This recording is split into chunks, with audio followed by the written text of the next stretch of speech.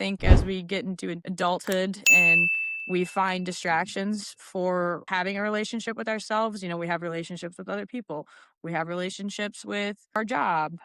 Everything plays into that. And, the last time that I had achieved this level of joy and self love and enlightenment, if you would, I met an amazing man and we dated. And when you date somebody, you share parts of yourself. And then Mhm. when you break up, like you've compromised on these things. And I think like even just breaking up and becoming your individual self again, I almost like lost the bits that like I was really, I don't know, it wasn't a messy breakup or anything like that, but like I lost that. And it's just hard to get back into. And then you kind of get in this vicious cycle of like just trying to find it again. And like, it's a lot of work. It's definitely the hardest job that I've had thus far is being myself. Well, and you mentioned it, just building that relationship with yourself, because Yeah. a lot of times, especially on the negative side, that negative self-talk that so many of us have, that imposter syndrome, that you're just your own worst critic always and beating yourself up.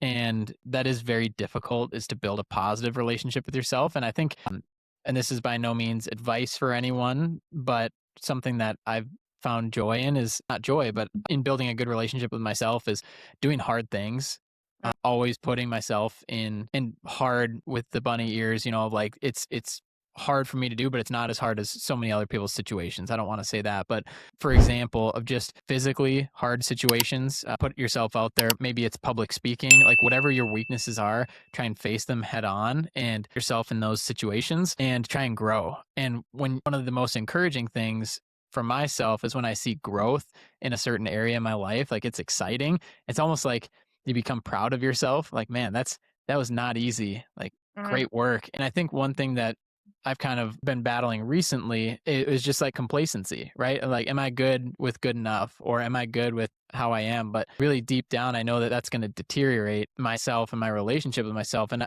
I kind of think of it as like atomic habits. Like, if I'm complacent and I'm good, I start to go downwards, because then I start to bring in some bad habits that aren't negatively impacting me right now, but in the next X amount of time, I will go on that horseshoe or that hockey stick downward, trying to just adjust it just a little bit to where we have that those good habits and eliminating some of the bad habits. But I think just finding ways of getting something on the calendar, and you alluded to this too, Kate, something that you can be excited about, something that you can work towards, something that you can go accomplish for yourself is very rewarding. But I think it can also improve the relationship you have, that we all have with ourselves, which is typically one of the most difficult that we'll encounter.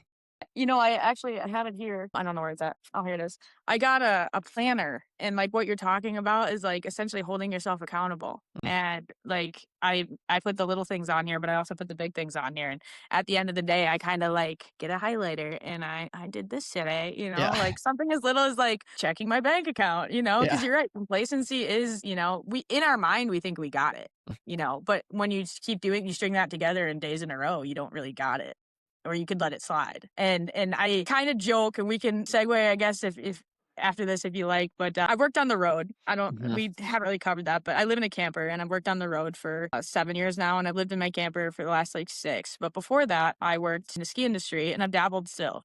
So I've never really lived anywhere. I never have felt anywhere like besides Oregon, but like that I felt like was home. I've Mhm. always felt like I'm living in an apartment. I'm living in a hotel. Oh, I'm just working here for a season. I'm living in employee housing. So I've kind of joked that like we're working on the road because we're running from our problems, Mm. but we can't run from ourselves. I think our problem for a lot of us, I can't speak for everybody, but I think a lot of us, when you really get down to the nitty gritty, is ourselves, but you can't run from you. Right. So it's just is what it is.